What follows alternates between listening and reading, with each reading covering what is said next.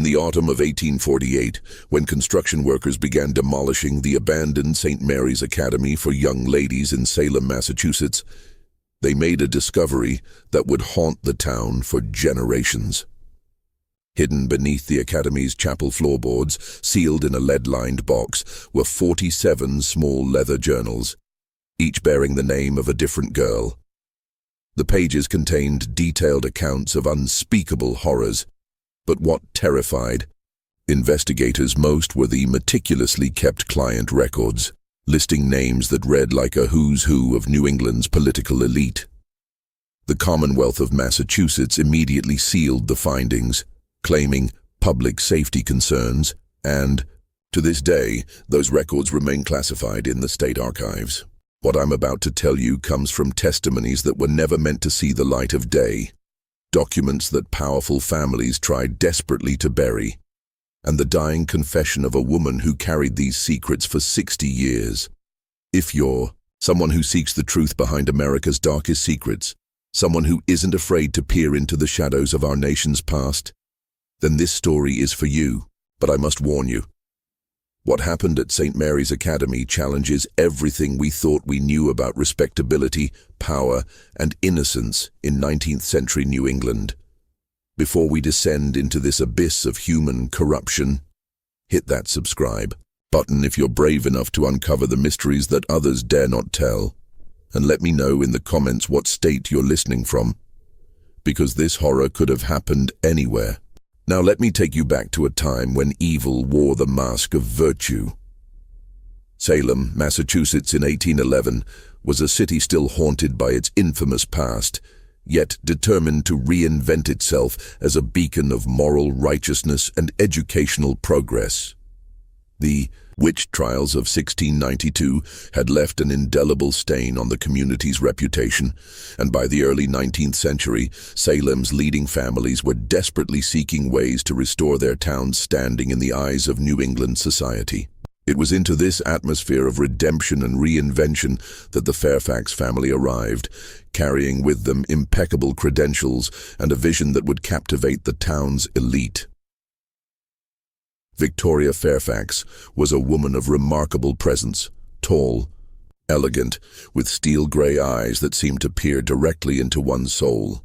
Born to a wealthy Virginia plantation family, she had received the finest education available to women of her station, studying literature and languages in Philadelphia before spending 2 years in London absorbing the latest educational philosophies. Her husband, Dr. Cornelius Fairfax, had died in a yellow fever outbreak in Charleston, leaving her widowed at 32 with a substantial inheritance and a burning desire to dedicate her life to the moral elevation of young womanhood.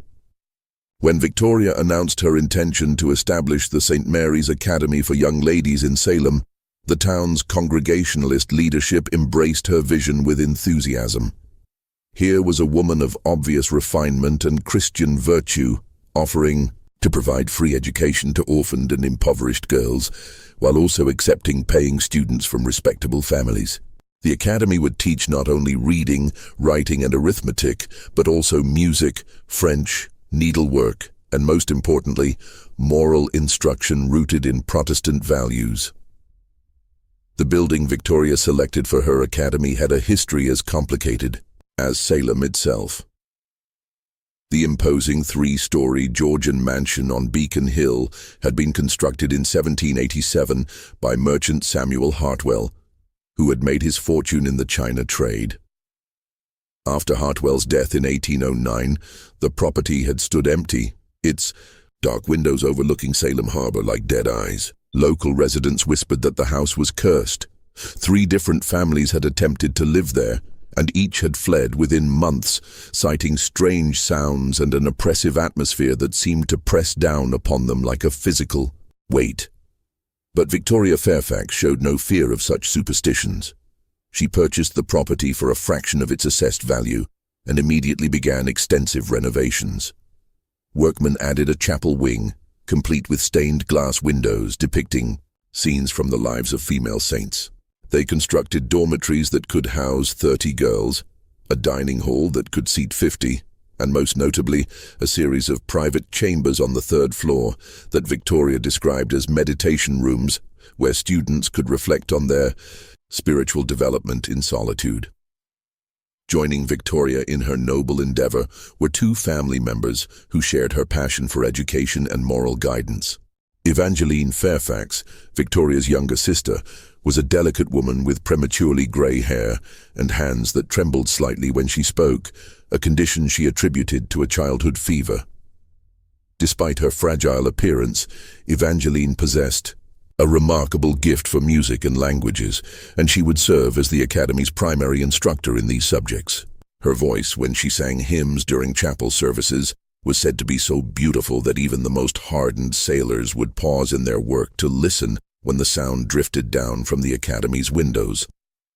The third member of the Fairfax triumvirate was Bartholomew Fairfax, Victoria's brother-in-law, and a man whose presence seemed to cast a shadow even in bright sunlight.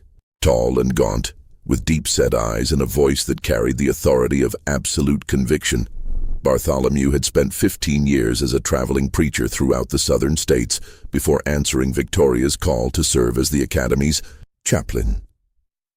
His sermons on the corruption of the modern world and the special vulnerability of young women to Satan's temptations were legendary throughout the region.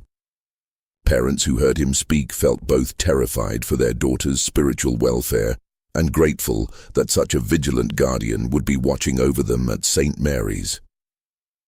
The Academy officially opened its doors on September 15, 1811, with great fanfare. Salem's mayor attended the dedication ceremony, along with several state legislators and the bishop of the Episcopal Diocese of Massachusetts. Victoria's opening address, delivered from the steps of the Academy as autumn leaves swirled around her black silk dress, spoke of creating a sanctuary of learning where young ladies could develop both intellectual accomplishment and moral strength, protected from the corrupting influences of a world increasingly driven by commerce and vice. The first students to enter St. Mary's Academy were a carefully selected group of 23 girls, ranging in age from 12 to 17. Some came from respectable Salem families who paid the substantial tuition of $50 per year, a sum that represented several months' wages for a working man.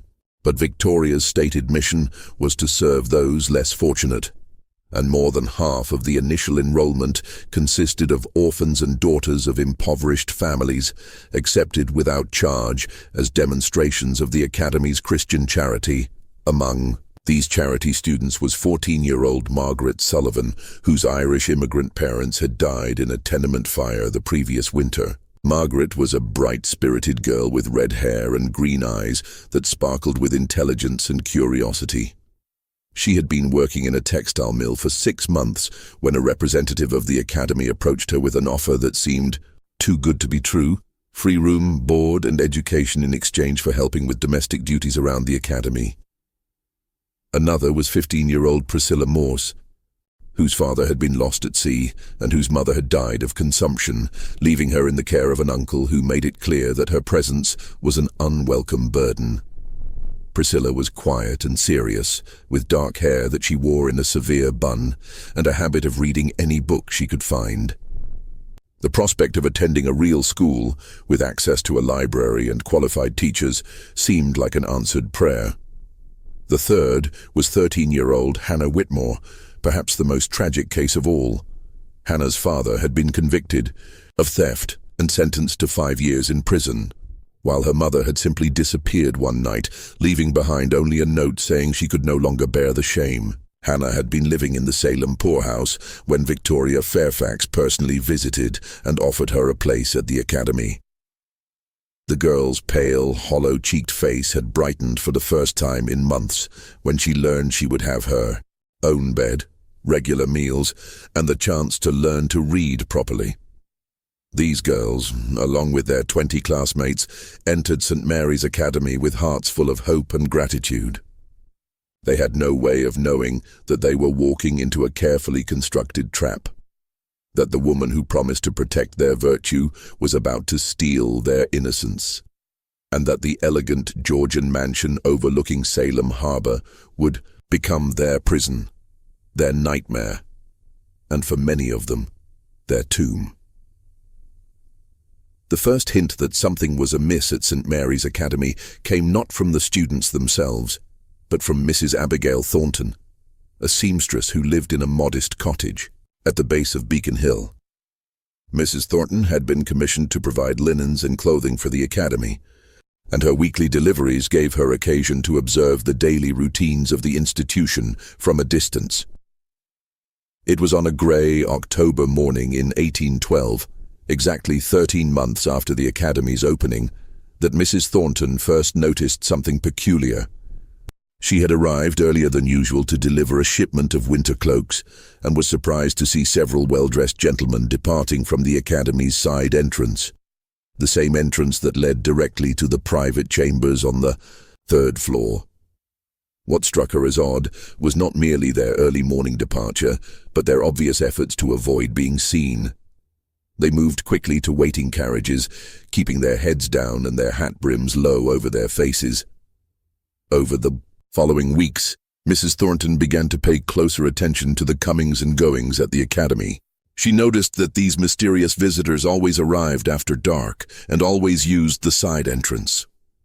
Sometimes there would be only 1 or 2 carriages. Other nights, she counted as many as 6. The vehicles bore no identifying marks, but even in the dim light of gas lamps, she could see they were expensive, the kind owned by merchants, politicians, or other men of substantial means. More disturbing still were the changes she observed in the students themselves. The girls who had entered the academy with bright faces and eager expressions were becoming increasingly withdrawn and hollow-eyed. During her deliveries, Mrs. Thornton would occasionally catch glimpses of them through windows, and what she saw troubled her deeply.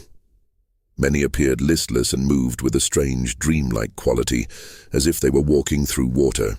Some bore visible marks, bruises on their arms that were hastily concealed beneath long sleeves, cuts on their hands that were explained away as needlework accidents.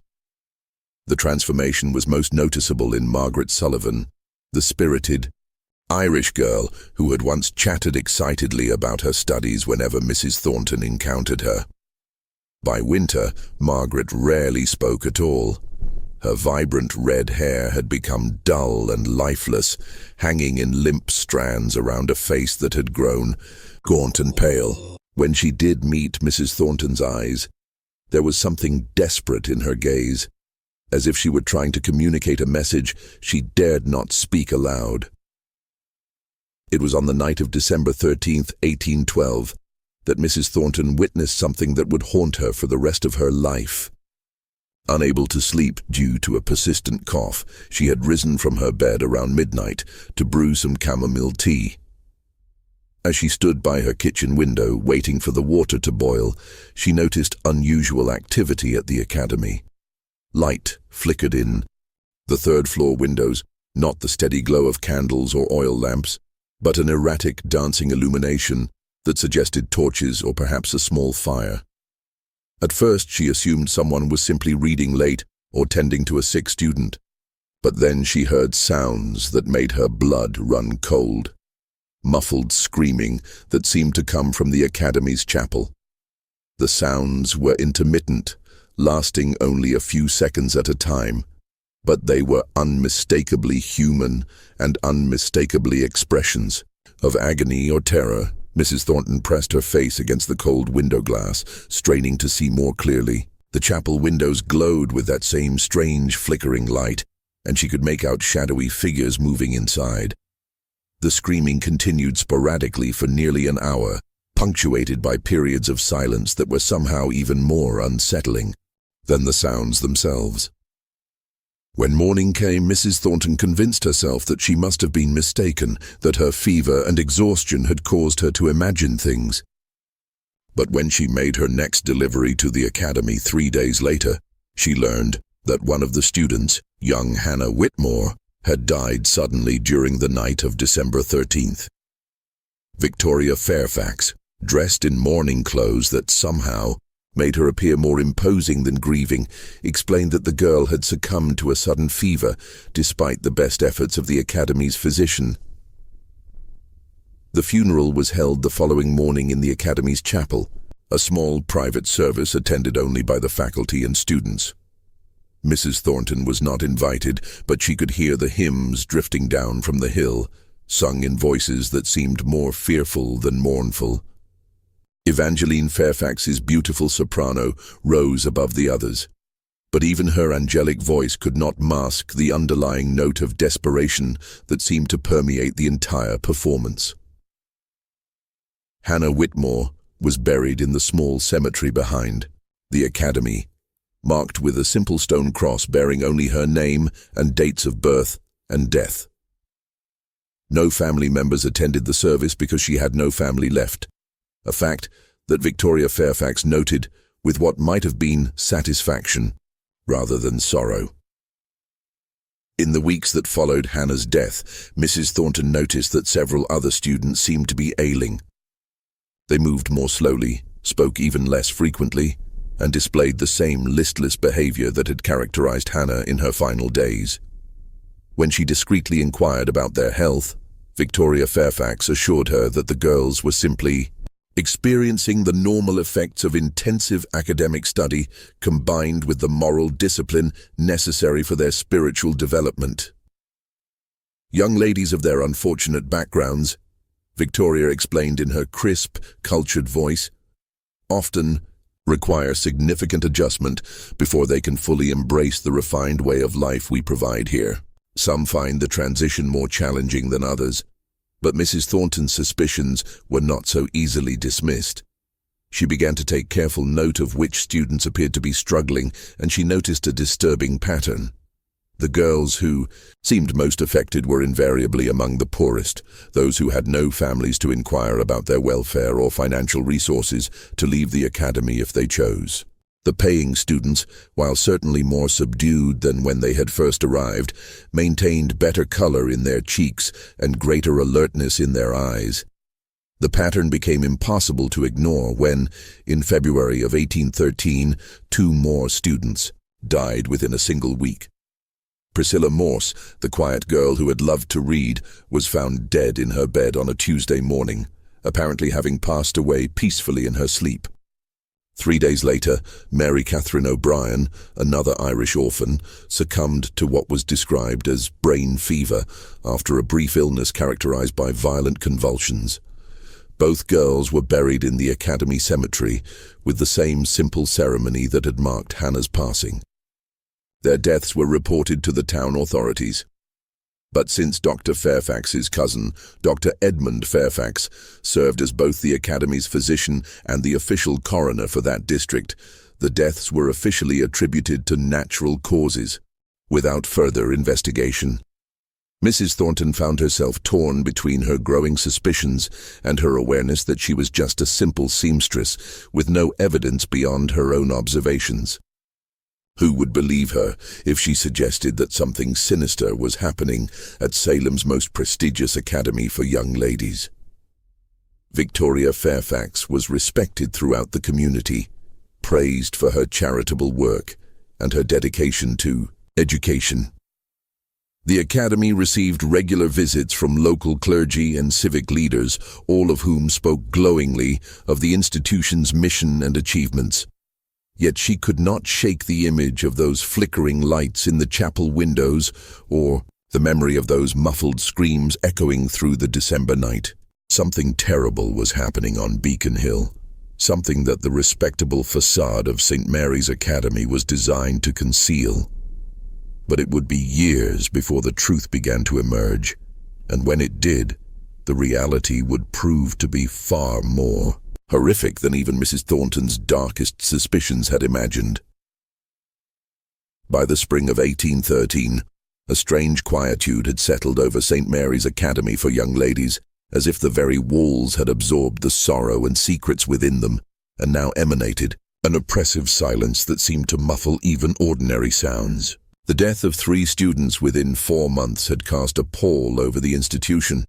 Yet life continued with a routine that suggested these losses were merely unfortunate interruptions in the Academy's noble mission rather than symptoms of something far more sinister. Victoria Fairfax adapted to these tragedies with what observers noted as remarkable composure. Rather than allowing grief to overwhelm her, she seemed to draw strength from adversity, speaking frequently about the spiritual trials that God sent to test the faithful and the importance of viewing earthly suffering as preparation for heavenly reward.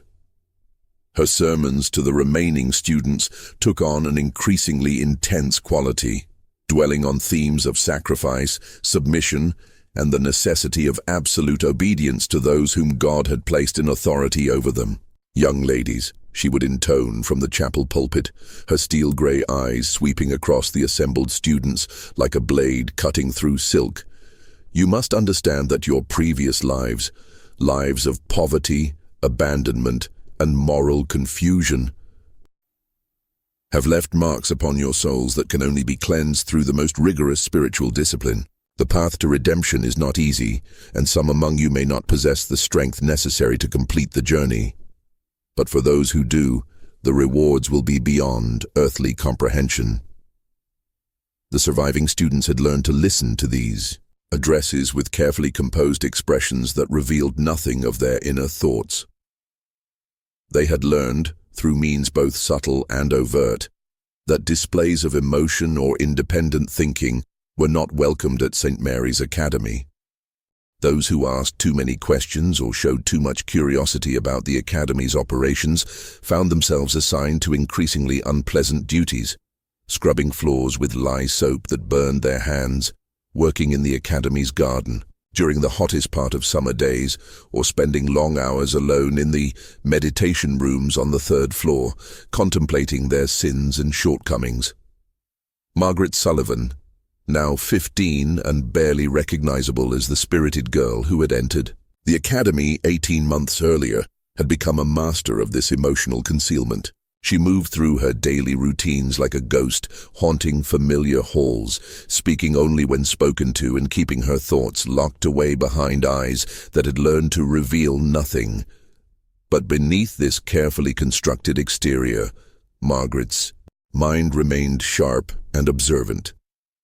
She had begun to notice patterns in the Academy's routines that troubled her deeply. She had observed, for instance, that certain students were periodically selected for what Evangeline Fairfax called special instruction in the third-floor chambers. These sessions always took place in the evening, after regular classes had ended and the Academy had settled into its nightly quiet. The girls chosen for such instruction would disappear upstairs immediately after dinner, often remaining there until well past midnight. When they returned to the dormitory, they moved with the same dreamlike quality that had characterized Hannah, Priscilla, and Mary Catherine in their final weeks. More disturbing still was Margaret's growing awareness that these special instruction sessions coincided with the visits of the mysterious gentlemen who arrived in unmarked carriages. Through careful observation, she had determined that the side entrance to the Academy, the one that led directly to the third-floor chambers, was used exclusively during these nocturnal meetings. During daylight hours, all visitors used the main entrance and were received in the Academy's formal parlor, where their business was conducted with appropriate supervision and ceremony. Margaret had also noticed that students who participated in multiple special instruction sessions began to display physical symptoms that went beyond mere fatigue. They would sit quietly during meals, picking at their food with little appetite, and many complained of persistent headaches and stomach ailments. Some developed a slight tremor in their hands that was remarkably similar to Evangeline Fairfax's own nervous condition. When questioned about these symptoms, Dr. Edmund Fairfax would diagnose them as manifestations of spiritual sensitivity, evidence that the girls' souls were becoming more receptive to divine influence as their earthly attachments were gradually purged away. The Academy's routine during this period was rigidly structured, designed to eliminate any opportunity for the students to communicate freely among themselves or to develop relationships that might encourage independent thinking. The day began at 5 o'clock with chapel service, followed by a sparse breakfast of weak tea and bread. Classes ran from 7 in the morning until 6 in the evening, with only a brief break for a midday meal of thin soup and more bread. Evenings were devoted to moral instruction, lengthy sessions in which Bartholomew Fairfax would read from specially selected religious texts, while the students sat in absolute silence, forbidden from asking questions or making comments. This schedule left the girls exhausted and isolated, unable to form the bonds of friendship that might have provided comfort or strength in the face of their increasingly dire circumstances. Those who attempted to communicate through whispered conversations or passed notes found themselves subjected to severe punishments that effectively discouraged further attempts at connection.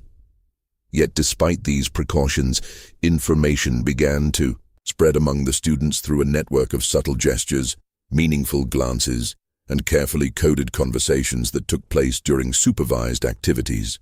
Margaret Sullivan emerged as an unofficial leader in this underground communication system, using her position as one of the Academy's longest surviving students to gather and disseminate information about the institution's true nature. Through these covert channels, Margaret learned that the special instruction sessions involved more than religious education.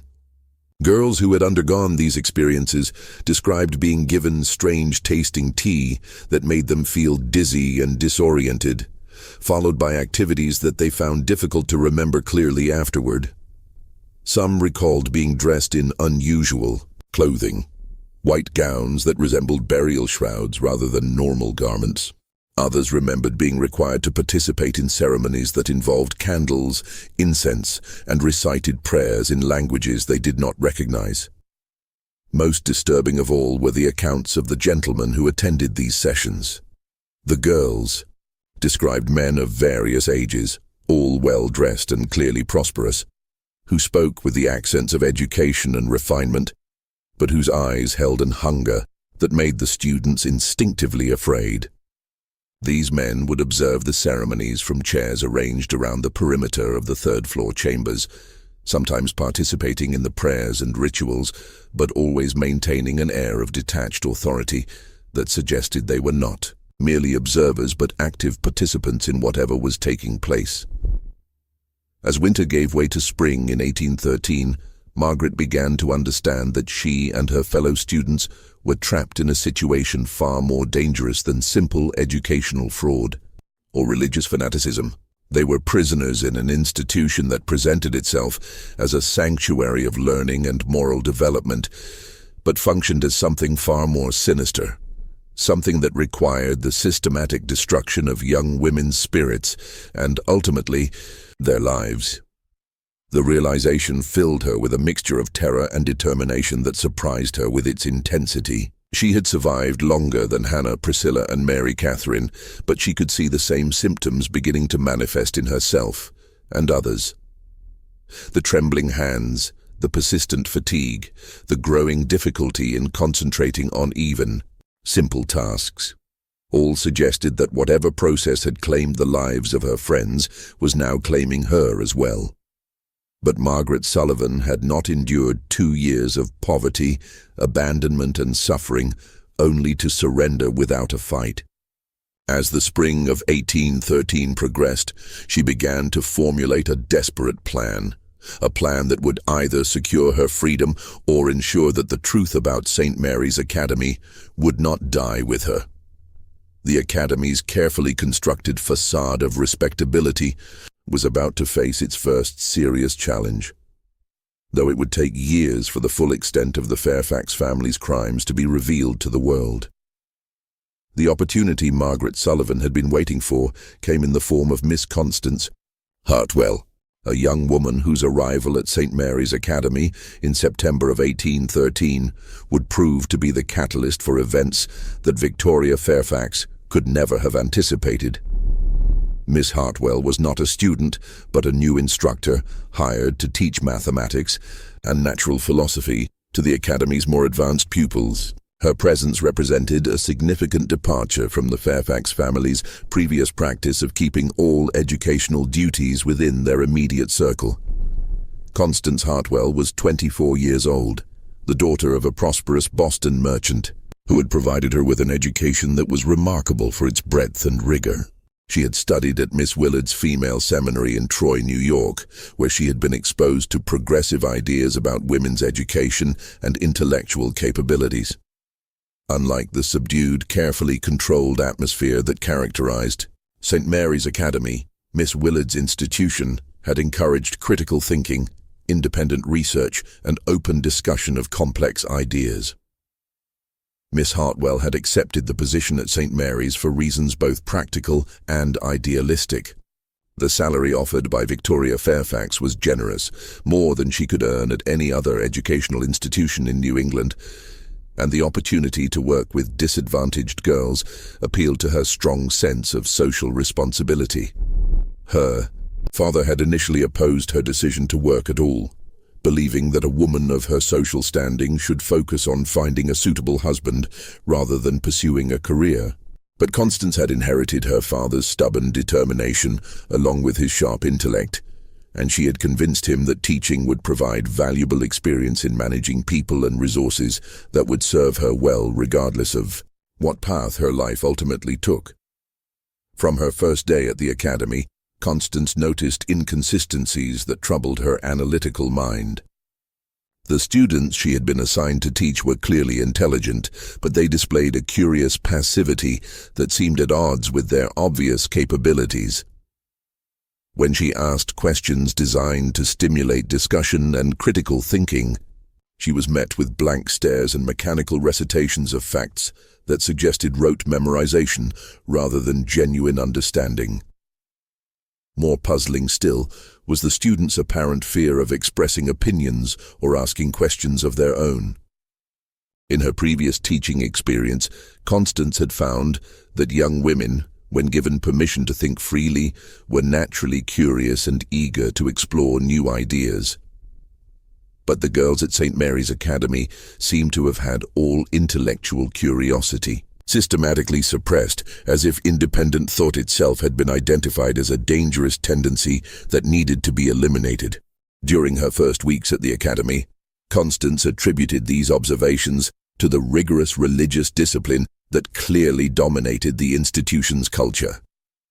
She had been raised in a devoutly Congregationalist household and understood the value of moral instruction and spiritual development. But as the autumn progressed, she began to suspect that something beyond ordinary religious education was responsible for the students' unusual behavior. The first concrete evidence of this came during a mathematics lesson in October, when she noticed that one of her brightest students, a 16-year-old girl named Sarah Pemberton, was having difficulty concentrating on relatively simple arithmetic problems. Sarah's hands trembled as she worked, and she frequently lost track of her calculations midway through solving them. When Constance gently inquired about her difficulties, Sarah's response was both revealing and disturbing. "I'm sorry, Miss Hartwell," Sarah whispered, glancing nervously toward the classroom door as if afraid of being overheard. "Sometimes my mind feels cloudy, like there's a fog inside my head that makes it hard to think clearly. Dr. Fairfax says it's because my spirit is being purified, but I remember being able to think more clearly before I came here." This conversation planted the first seeds of serious concern in Constance's mind. She began to pay closer attention to the physical condition of her students, and what she observed alarmed her. Many displayed symptoms that reminded her of patients she had seen during a cholera outbreak in Boston the previous year. Not the specific symptoms of that disease, but the same general appearance of systemic poisoning. They were pale, listless, and frequently complained of headaches and stomach ailments. Several had developed the same tremor that affected Evangeline Fairfax, and most showed signs of significant weight loss, despite the Academy's claims that they were receiving adequate nutrition. Constance's growing suspicions were confirmed when she discovered that her access to certain areas of the academy was strictly limited. She had been assigned quarters on the second floor, but the third floor was declared off-limits to all faculty except members of the Fairfax family. When she innocently inquired about using one of the third-floor rooms for private tutoring sessions, Victoria Fairfax's reaction was swift and decisive. "Miss Hartwell," Victoria said, her steel-grey eyes fixing Constance with an intensity that was both compelling and unsettling. "I'm sure you understand that an institution like ours must maintain certain boundaries and protocols. The third floor contains meditation chambers that are reserved for students undergoing advanced spiritual instruction. The atmosphere there is consecrated, you might say, and we cannot risk contaminating it with secular activities, no matter how well-intentioned."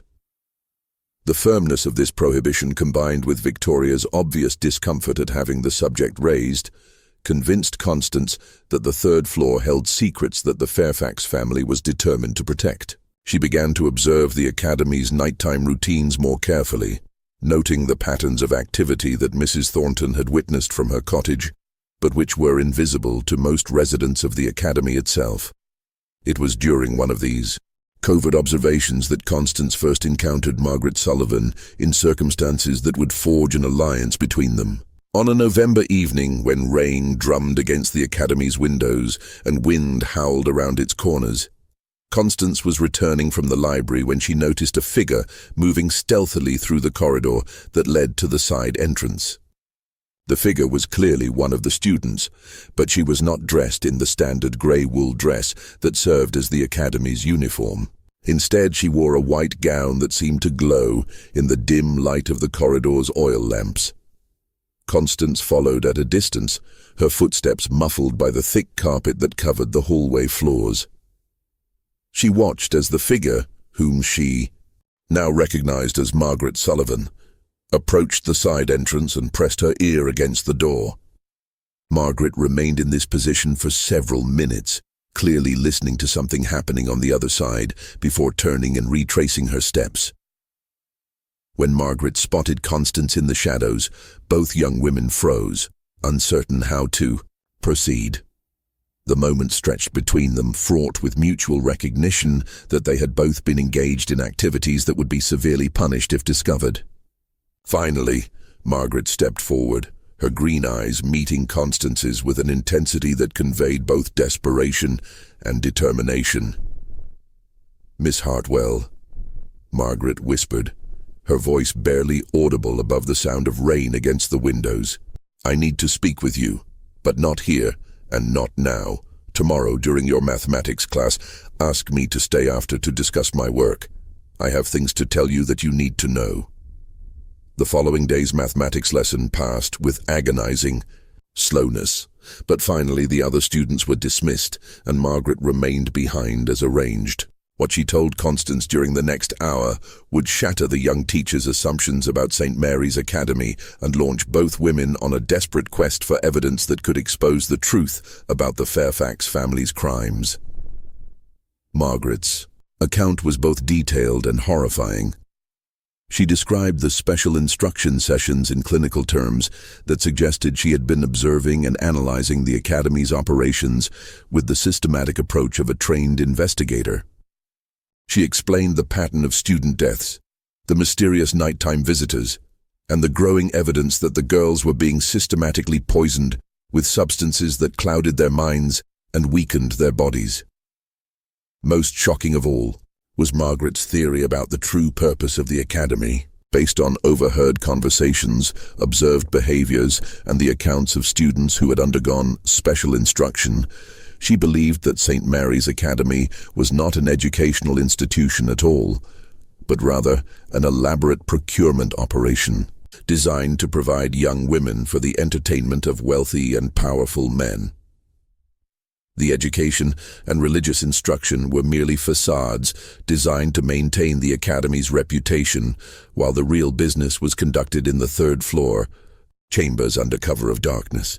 "They're not just killing us, Miss Hartwell," Margaret concluded, her voice steady despite the magnitude of what she was revealing.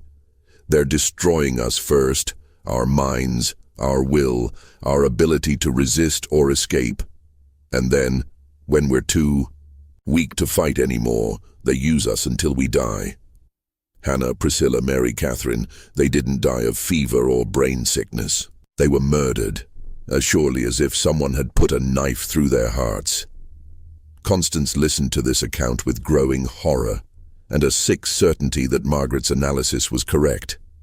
Too many pieces of the puzzle fit together too perfectly for this to be the product of an overwrought imagination.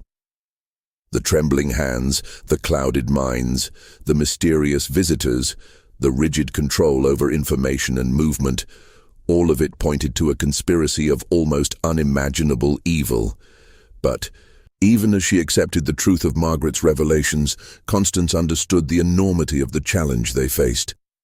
The Fairfax family was respected throughout Salem and beyond. Victoria was considered a pillar of Christian virtue. Evangeline was beloved for her musical talents and gentle demeanor, and Bartholomew's reputation as a powerful preacher had earned him admirers throughout New England. Accusations against such people, made by a working-class seamstress and a charity student, would be dismissed as slander born of jealousy or mental instability. They would need evidence, concrete, undeniable, proof of the crimes being committed at St. Mary's Academy, and they would need to obtain this evidence without alerting the Fairfax family to their suspicions, because both women understood that discovery would mean certain death.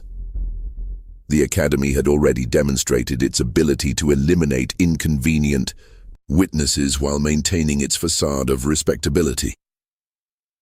As winter settled over Salem in 1813, two women began a dangerous game of cat and mouse with their captors, seeking the proof that could save the surviving students and expose one of the most sophisticated criminal enterprises in American history. But they were not the hunters in this game. They were the prey, and their quarry possessed resources, connections, and ruthlessness that neither of them fully comprehended. The winter of 1813-1814 transformed St. Mary's Academy into a battleground, where two desperate women fought for evidence while their enemies closed in around them with increasing suspicion and hostility. Constance Hartwell and Margaret Sullivan had formed an unlikely alliance, an educated young woman from Boston's merchant class, and an Irish orphan who had learned survival through suffering. But their different backgrounds proved to be an advantage, as they developed a sophisticated intelligence operation within the Academy's walls. Their first breakthrough came through Constance's legitimate access to the Academy's administrative areas. As an instructor, she was permitted to use Victoria, Fairfax's office, during certain hours to prepare lesson plans and grade assignments. During these sessions, she began to systematically examine the files and documents that Victoria kept in her locked desk. A task made possible by Margaret's childhood skills at picking locks, learned during her desperate months on Salem's streets. Before entering the Academy, what they discovered exceeded their worst fears.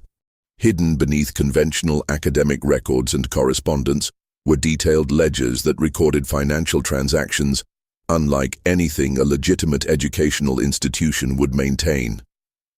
The entries were written in a coded system, but the pattern became clear once they understood the underlying structure.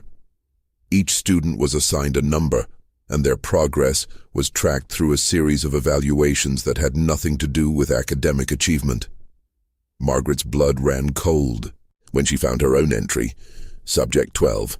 MS, red-green, 15 years, conditioning progressing slowly. Resistance above average. Recommend increased dosage and extended isolation periods. Client interest, moderate but consistent. Estimated transition to final phase, 3 to 4 months. The clinical detachment of these notes was perhaps more horrifying than outright cruelty would have been. The girls were not seen as human beings, but as inventory, tracked and managed with the same dispassionate efficiency that a merchant might use to catalog bolts of cloth or barrels of flour. Worse still, the ledgers contained client preferences that read like a catalogue of human depravity. Certain men preferred younger girls, others specified physical characteristics, and some had requested particular temperaments: shy, defiant, or what was euphemistically described as broken. But the most damning evidence came in the form of correspondence between Victoria Fairfax and her clients. These letters, written in Victoria's elegant handwriting, discussed arrangements with a frankness that left no doubt about the Academy's true purpose. One letter, dated November 15, 1813, addressed to someone identified only as the Honourable J.A., contained details that made both women feel physically ill. "My dear friend, I am pleased to inform you that the young lady you inquired about has made significant progress in her preparation. The temperament issues you mentioned have been largely resolved through our specialized instruction methods, and I believe she will meet your exacting standards within the fortnight. As always, our mutual discretion ensures that your association with our institution remains entirely confidential. Your usual contribution of $200 will be most gratefully received." The systematic nature of the operation became clear as they uncovered more documents. The Academy served as a procurement and conditioning center for a network of wealthy clients throughout New England and beyond. The girls were not simply exploited. They were systematically broken down through a combination of drugs, psychological manipulation, and physical abuse until they became compliant victims who could be rented to clients or sold outright to those willing to pay premium prices. The death of students like Hannah, Priscilla, and Mary Catherine was not accidental, but part of the business model. Girls who proved too resistant to conditioning, who became too ill to be profitable, or who posed security risks, were eliminated with carefully administered overdoses of laudanum and other substances. Their deaths were then attributed to natural causes, with Dr. Edmund Fairfax providing the necessary medical certifications to avoid official investigation. As Constance and Margaret gathered this evidence, they became increasingly aware that their own activities were being monitored. Victoria Fairfax had always been observant, but her scrutiny of Constance's behavior became more intense and pointed. During faculty meetings, Victoria would ask seemingly innocent questions about Constance's lesson plans, her interactions with students, and her impressions of the Academy's educational methods.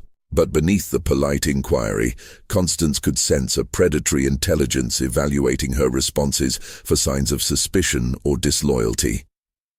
The pressure increased dramatically in January of 1814, when another student died under circumstances that could no longer be dismissed as coincidental.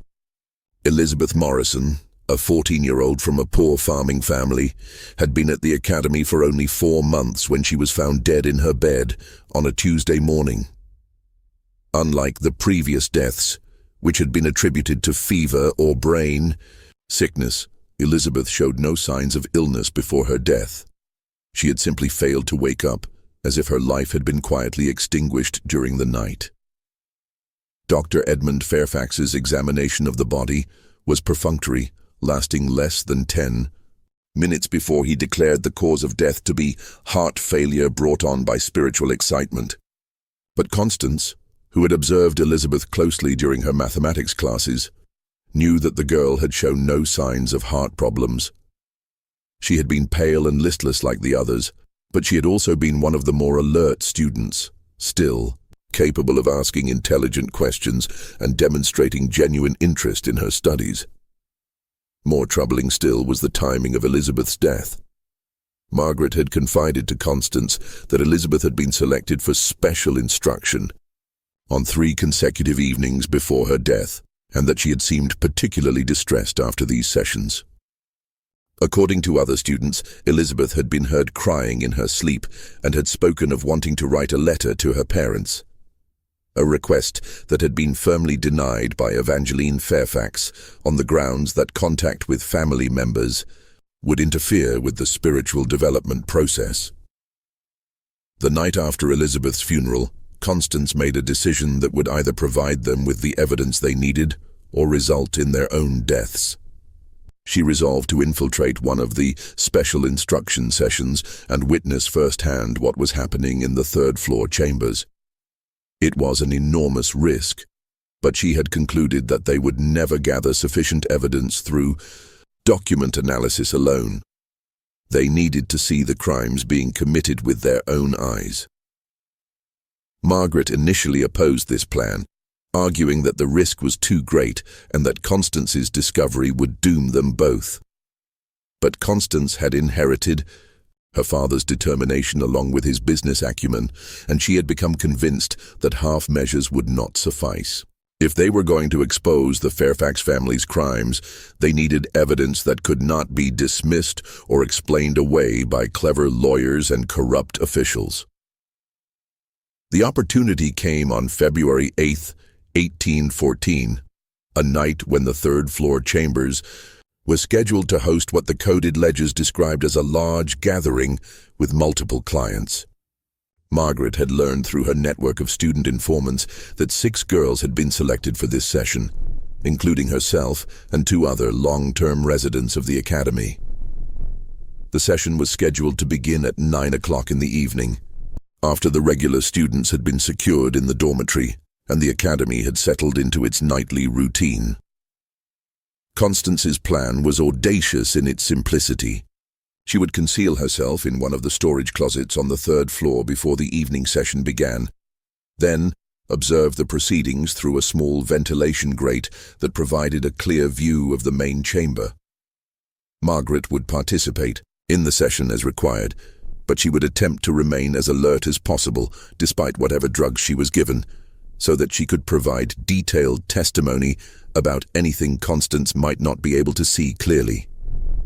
The plan required precise timing and considerable luck. Constance needed to reach the 3rd floor and conceal herself before the Fairfax family began their preparations, but she also needed to ensure that her absence from her regular evening routine would not be noticed. She solved this problem by claiming to be suffering from a severe headache that required her to retire early to her chamber, where she planned to spend the evening reading and preparing lessons for the following day. At 8:30, while the academy settled into its evening quiet, Constance slipped out of her room and made her way to the servants' staircase that provided access to the 3rd floor. The stairs creaked ominously under her weight, each sound seeming to echo through the building like a gunshot. She paused at every step, listening for signs that she had been detected, before continuing her careful ascent. The 3rd floor was dimly lit by oil lamps, placed at intervals along the corridor. The atmosphere was heavy with the scent of incense and something else. A sweet, cloying odor that reminded Constance of the laudanum she had once been given during a dental procedure.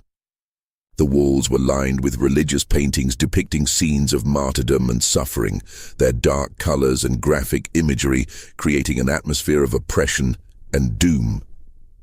Constance located the storage closet she had identified during her reconnaissance and carefully opened its door. Inside, she found cleaning supplies, extra linens, and most importantly, a wooden crate that she could use as a platform to reach the ventilation grate near the ceiling. She positioned herself carefully, ensuring that she could see into the main chamber while remaining hidden in the shadows. At exactly 9 o'clock, she heard footsteps in the corridor and the sound of multiple voices speaking in low, urgent tones. Through the grate, she watched as Evangeline Fairfax entered the chamber, carrying a silver tray laden with delicate china cups. Behind her came Bartholomew Fairfax, dressed in ceremonial robes that transformed his already imposing figure into something that seemed to have stepped out of a medieval nightmare. But it was Victoria Fairfax who commanded the room when she entered, her presence filling the space with an authority that was both magnetic and terrifying. She had exchanged her usual black dress for an elaborate gown of deep purple silk, adorned with symbols that Constance did not recognize, but which seemed to pulse with malevolent significance in the flickering lamplight. The chamber itself had been transformed from whatever purpose it normally served into something that resembled a twisted parody of a church sanctuary. Candles burned in elaborate candelabras placed around the perimeter of the room, their flames casting dancing shadows on walls hung with tapestries depicting scenes that made Constance's stomach churn. At the center of the room was a raised platform, covered with white silk, surrounded by chairs arranged in a precise circle. As Constance watched in growing horror, the 6 selected students were led into the chamber. Margaret was among them, along with Sarah Pemberton and 4 other girls whose names Constance knew from her classroom rosters. All were dressed in the same white gowns that Margaret had worn during her earlier reconnaissance, and all moved with the dreamlike quality that suggested they had already been drugged. But the true horror began when the clients arrived. Through the side entrance came 6 men, all well-dressed and clearly prosperous, their faces bearing the confident expressions of individuals accustomed to having their desires satisfied, regardless of the cost to others. Constance recognized at least 3 of them: a prominent Salem merchant, a state legislator from Boston, and a judge whose reputation for moral rectitude had earned him praise throughout New England. What she witnessed during the next 2 hours would haunt her for the rest of her life. The special instruction was revealed to be an elaborate ritual of exploitation and abuse, conducted with ceremonial precision that somehow made it even more horrifying than random violence would have been. The drug students were manipulated and violated, while the clients observed and participated, their actions guided by Bartholomew Fairfax's liturgical directions and accompanied by Evangeline's haunting musical performances. Victoria Fairfax orchestrated the entire proceeding with the efficiency of a theatrical director, ensuring that each client's preferences were satisfied while maintaining the religious facade that seemed to provide psychological cover for the participants. The girls were treated not as human beings, but as sacred objects in a blasphemous ceremony, their suffering transformed into something that the participants could interpret as spiritual rather than criminal. When the session finally ended and the clients departed through the side entrance, Constance remained hidden in her closet for another hour, too shaken to move and afraid that any sound might betray her presence. She had obtained the evidence she needed, but she had also learned something that filled her with despair. The scope and sophistication of the Fairfax operation made it clear that challenging them would require resources and connections that she and Margaret simply did not possess. The network of powerful men who patronized St. Mary's Academy included judges, legislators, merchants, and clergy. Individuals with the authority to suppress investigations, discredit witnesses, and ensure that any accusations against the Fairfax family would be dismissed as the fantasies of unstable women. Even if Constance and Margaret managed to escape the academy and reach the authorities, they would be pitting their word against some of the most respected men in New England. As she finally crept back to her chamber in the early morning hours, Constance understood that they faced a choice between certain death if they remained silent and probable death if they attempted to expose the truth. But they also carried with them the knowledge that dozens of other girls would suffer and die if the academy continued its operations unchallenged.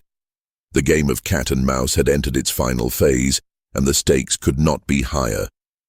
In the days that followed, both women would need to summon reserves of courage and cunning they did not know they possessed, because their enemies had begun to suspect that their secrets were no longer safe. The end began on February 14th, 1814, a date that would forever be seared into Constance Hartwell's memory, not as St. Valentine's Day, but as the morning when Victoria Fairfax's mask finally slipped completely away. Constance awoke to find a note slipped under her door, written in Victoria's elegant script. "Miss Hartwell, please join me in my office immediately after morning chapel. We have urgent matters to discuss regarding your future at this institution. 1BI." Tone was superficially polite, but Constance recognized the underlying threat. Something had alerted Victoria to her nocturnal activities, and this meeting would likely determine whether she lived to see another sunset. As she dressed with hands that trembled despite her efforts to remain calm, Constance wondered if Margaret had also received a similar summons, or if her young accomplice had already been silenced during the night. Chapel service that morning was a study in barely controlled tension. Victoria conducted the proceedings with her usual commanding presence, but Constance noticed subtle signs of agitation, a slight tremor in her voice when she read from scripture, a tendency to grip the pulpit with unusual force, and most tellingly, the way her steel-grey eyes kept returning to scan the assembled students as if conducting an inventory. Margaret was present among the other girls, but she appeared more heavily drugged than usual. Her green eyes, normally sharp with intelligence even when clouded by laudanum, seemed almost vacant, and she swayed slightly as she stood during the hymns. When their gazes met briefly across the chapel, Margaret's expression conveyed a message that chilled Constance to the bone. She knew they had been discovered, and she was resigned to whatever fate awaited them. After chapel, Constance made her way to Victoria's office, with steps that felt like a condemned prisoner's walk to the gallows. She found Victoria seated behind her mahogany desk, no longer bothering to maintain the facade of benevolent educator. The woman who looked up at Constance's entrance was a predator who had finally cornered her prey and was savoring the moment before the kill. "Please, sit down, Miss Hartwell," Victoria said, her voice carrying the silky menace of a blade wrapped in velvet. "We have a great deal to discuss." Constance took the indicated chair, fighting to keep her expression neutral. Despite the terror that threatened to overwhelm her, she had prepared for this moment, rehearsing explanations and denials, but faced with Victoria's knowing gaze, she understood that deception was futile. "I trust you found your recent evening explorations educational," Victoria continued, opening a leather-bound folder that Constance recognized with a sinking heart. It contained detailed sketches of the third-floor layout, copies of coded ledger entries, and most damning of all, several pages covered with Constance's own handwriting, notes she had made while analyzing the evidence she and Margaret had gathered. The folder represented weeks of careful investigation, but it also represented a catastrophic security breach that Victoria could not have discovered through ordinary surveillance. Someone had betrayed them. Someone who had access to Constance's private papers and knowledge of their activities. "You seem surprised," Victoria observed, noting Constance's shock. "Did you really believe that your amateur espionage could escape notice in an institution where information is our most valuable commodity?" "My dear Miss Hartwell, we have been monitoring your activities since your third week here. Every document you examined, every conversation you held with students, every midnight excursion, all of it has been carefully observed and recorded." The revelation hit Constance like a physical blow. If Victoria had known about their investigation from the beginning, then everything they had discovered had been permitted, even orchestrated. The evidence they thought they had stolen had been deliberately left for them to find. The question was why. Victoria seemed to read her thoughts. "You're wondering why we allowed you to continue your little investigation when we could have eliminated you at any time. The answer is quite simple. You were useful to us. Your presence provided an excellent test of our security procedures and helped us identify weaknesses in our operational protocols. More importantly, your activities helped us locate a potential problem that had been developing among certain students." As if summoned by these words, Bartholomew Fairfax entered the office, his gaunt frame blocking the doorway like a spectre of death. Behind him came two men Constance had never seen before, large, roughly dressed individuals whose presence suggested that the Academy employed resources beyond the Fairfax family members. "Miss Sullivan has been most cooperative in explaining the extent of your conspiracy," Bartholomew announced, his voice carrying the satisfaction of a predator who had successfully run his quarry to ground. "She provided us with detailed information about your methods, your discoveries, and most importantly, your plans for exposing our operations to the authorities." The betrayal cut deeper than Constance had thought possible. Margaret, the brave girl who had risked everything to gather evidence against their captors, had apparently broken under pressure and revealed their secrets. But even as this realization threatened to crush her spirit. Constance noticed something in Bartholomew's eyes that suggested the situation might be more complex than it appeared. Victoria rose from her desk and moved to stand directly in front of Constance, her imposing presence filling the young woman's field of vision. The question now, Miss Hartwell, is what to do with you. Your father is a prominent merchant with connections throughout Boston's business community. Your disappearance would be noticed and investigated in ways that would be inconvenient for our operations. However, your continued existence poses risks that we cannot tolerate. There is, however, a third option. Victoria continued, her voice taking on a seductive quality that was somehow more terrifying than outright threats. You could join us willingly. Your education and social connections would make you a valuable addition to our organization. We have operations in other cities that require sophisticated management, and your talents would be well compensated in positions of real authority. The offer was presented as a genuine choice, but Constance understood the underlying reality. Acceptance would mean becoming complicit in the systematic destruction of young lives. Refusal would mean death, probably disguised as an accident or sudden illness that would generate sympathy rather than suspicion. There was no third alternative, at least none that Victoria was willing to acknowledge. As Constance struggled to formulate a response that might buy her more time, commotion erupted in the corridor outside Victoria's office. Shouts echoed through the building, followed by the sound of heavy footsteps and doors being thrown open. Victoria's expression shifted from predatory satisfaction to confusion, and then to something approaching fear. The office door burst open to admit a group of men wearing the blue uniforms of the Massachusetts State Constabulary, led by a tall, stern-faced officer whose presence immediately transformed the dynamics in the room. Behind the constables came a figure that made Constance's heart leap with impossible hope. Margaret Sullivan, her green eyes blazing with fierce determination, and very much alive. "Victoria Fairfax," the lead constable announced, "you are under arrest for conspiracy, kidnapping, and murder. Bartholomew Fairfax and Evangeline Fairfax, you are also under arrest on the same charges. Gentlemen," he addressed the two rough men, "you will remain here for questioning." Victoria's composure cracked completely for the first time since Constance had known her. "This is preposterous," she declared, her voice rising to a near shriek. "These officers have no authority here. This is a private educational institution operating under proper charter from the Commonwealth." But the constable was unmoved by her protests.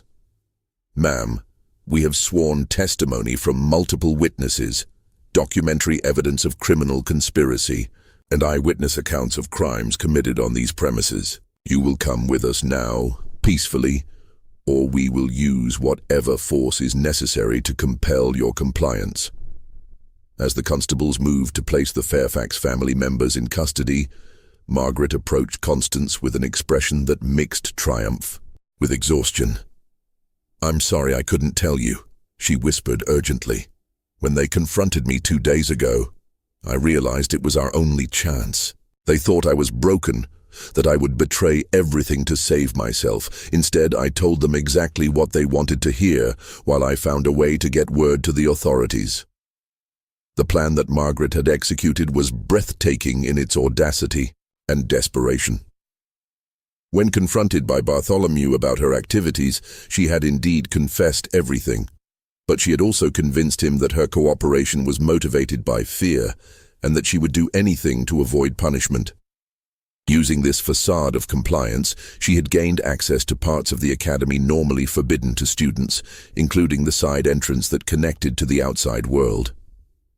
During the early morning hours, while her captors believed her to be securely drugged and confined, Margaret had slipped out of the academy and made her way to the Salem Constabulary Station. Her account of the crimes being committed at St. Mary's Academy had initially been met with skepticism, but her detailed knowledge of names, dates, and financial transactions had convinced the authorities to launch an immediate investigation. More, Importantly, Margaret had been able to provide the constables with a list of prominent clients who were scheduled to visit the academy that very evening. A list that included several judges and legislators whose corruption could not be hidden. If they were arrested in the act of exploiting drugged children, the prospect of exposing such a scandal had galvanized the authorities into action, overcoming their usual reluctance to challenge respected institutions and prominent citizens. As the Fairfax family was led away in chains, their carefully constructed empire of exploitation began to crumble with shocking rapidity. Within hours, constables had arrested Dr. Edmund Fairfax at his private practice, while other officers moved to secure the academy's records and interview the surviving students. The network of powerful men who had patronized the academy found themselves facing exposure and disgrace as their names appeared in the seized documents and testimony from witnesses who could no longer be silenced. But perhaps the most damning evidence came from an unexpected source. Mrs. Abigail Thornton, the seamstress whose early suspicions had been dismissed as the fantasies of a working-class woman with no understanding of how respectable institutions operated. When investigators interviewed her, they discovered that she had been keeping detailed records of her observations for more than 2 years, documenting the mysterious nighttime visitors, the strange lights in the chapel windows, and the gradual deterioration of the students she had observed during her deliveries. Her testimony provided crucial corroboration for the accounts given by Margaret and Constance, transforming their accusations from the word of biased witnesses to part of a comprehensive pattern of evidence that could not be dismissed or explained away. The woman who had been ignored because of her social status became the key witness, whose observations anchored the prosecution's case. The trial of the Fairfax family would become one of the most sensational legal proceedings in Massachusetts history, exposing corruption that reached to the highest levels of New England society and revealing the vulnerability of the poor and powerless to exploitation by those who presented themselves as pillars of moral virtue. But the full scope of their crimes would not be understood until investigators had time to analyze the complete documentary record and interview all of the survivors who were willing to speak. The complete investigation of St. Mary's Academy took nearly 6 months and revealed an operation of staggering scope and sophistication that had operated virtually undetected for almost 3 years. When the final accounting was completed, investigators determined that 43 young women had died at the academy, not from natural causes as their death certificates claimed, but from systematic poisoning designed to eliminate witnesses and dispose of victims who had become too damaged to be profitable. The trial began in September of 1814 and lasted for 7 weeks, generating newspaper coverage throughout the United States and even in European publications that characterized it as evidence of the moral corruption that inevitably arose in democratic societies. Victoria Fairfax, maintaining her composure even in the face of overwhelming evidence, attempted to portray herself as a victim of circumstances who had been manipulated by male relatives and clients. But the testimony of survivors, combined with her own meticulously kept records, painted a picture of a woman who had conceived and orchestrated every aspect of the Academy's criminal operations. Bartholomew Fairfax adopted a different strategy, claiming that he had been conducting legitimate religious ceremonies that had been misinterpreted by witnesses who lacked proper theological education. His defense collapsed when investigators discovered that the religious rituals he described matched no known Christian doctrine and appeared to have been invented specifically to provide psychological cover for systematic sexual exploitation. Evangeline Fairfax proved to be the most tragic figure in the conspiracy.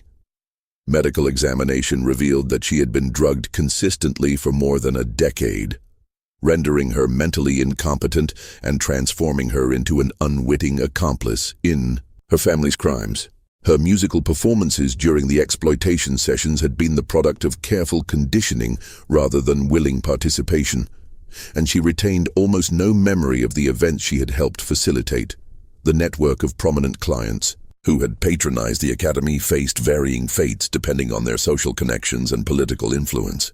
Several judges and legislators were quietly forced to resign their positions and leave Massachusetts, while others managed to avoid prosecution through strategic bribes and destroyed evidence. But the scandal destroyed the careers of at least a dozen men who had believed their wealth and status would protect them from consequences. Dr. Edmund Fairfax received a sentence of 20 years in prison for his role in falsifying death certificates and providing medical support for the Academy's operations. His conviction effectively ended the medical careers of several other physicians who had been involved in similar schemes throughout New England, sending a clear message that professional credentials would not shield criminals from prosecution. Victoria and Bartholomew Fairfax were sentenced to death by hanging, making Victoria the first woman executed in Massachusetts for crimes other than witchcraft. The sentences were carried out on November 15, 1814, before a crowd of more than 2,000 spectators who had traveled from throughout New England to witness the end of what newspapers had dubbed the most depraved criminal conspiracy in American history. Margaret Sullivan's courage in exposing the Academy's crimes made her a celebrity throughout the United States, with newspapers portraying her as a symbol of virtue triumphing over corruption. She used her newfound fame to advocate for improved protection of orphaned and impoverished children, eventually establishing her own legitimate educational institution in Boston that provided free schooling for girls from disadvantaged backgrounds. Her academy operated successfully for more than 30 years and educated hundreds of young women who went on to become teachers, nurses, and activists in their own right. Constance Hartwell returned to Boston after the trial and married a fellow teacher who shared her commitment to educational reform. Together, they founded a progressive school that emphasized critical thinking and independent inquiry rather than rote memorization and blind obedience to authority. Constance spent the rest of her life working to ensure that educational institutions would be subject to regular oversight and inspection, preventing the kind of isolated abuse that had flourished at St. Mary's Academy. The Academy building itself was demolished in 1815, with the materials sold to help compensate the families of victims. The site remained vacant for more than 20 years before being developed into a public park dedicated to the memory of the girls who had died there. A simple monument, erected through donations from throughout New England, bears the names of all 43 victims along with an inscription that reads, "They were forgotten by the world, but not by history." The most lasting impact of the St. Mary's Academy scandal was the changes it prompted in how educational institutions were regulated and monitored. Massachusetts became the first state to require regular inspections of all schools, particularly those serving vulnerable populations, and to mandate that educational institutions maintain detailed records that were subject to official review. These reforms were gradually adopted by other states and became the foundation for modern educational oversight systems. But perhaps the most important legacy of the case was the precedent it established that wealth, social position, and religious authority could not shield criminals from prosecution when sufficient evidence was presented by credible witnesses. The conviction of the Fairfax family and their prominent clients demonstrated that American justice, when properly functioning, could hold even the most powerful members of society accountable for their crimes. The story of St. Mary's Academy serves as a reminder of how easily institutions designed to protect the vulnerable can be corrupted by those who see weakness as an opportunity for exploitation. It shows us that evil often wears the mask of virtue, that respectability can be a cover for unspeakable crimes, and that the courage of individuals willing to risk everything for truth can ultimately triumph over systematic corruption. In the end, words of Margaret Sullivan, spoken during her testimony at the trial. They thought we were powerless because we were poor, because we were young, because we were alone. They thought they could use us and discard us without consequence because no one would believe our word against theirs. But they forgot that even the powerless can find power when they stand together for truth. Today, more than 2 centuries after these events, we still struggle with the same fundamental challenges: protecting the vulnerable from those who would exploit them, ensuring that institutions serve their stated purposes rather than hidden agendas, and maintaining the courage to speak truth to power, even when doing so requires enormous personal sacrifice. The girls who died at St. Mary's Academy were not forgotten by history, and their story continues to remind us that the price of allowing evil to flourish is always higher than the cost of confronting it. Their voices, silenced by their tormentors, but preserved in the testimony of survivors and the records of their suffering, still echo across the centuries with a simple but powerful message. Remember us. Learn from our sacrifice, and never again allow such horrors to be committed in the name of virtue, education, or faith. In remembering them, we honor not only their memory, but also our obligation to protect those who cannot protect themselves. What do you think about this dark chapter in American history?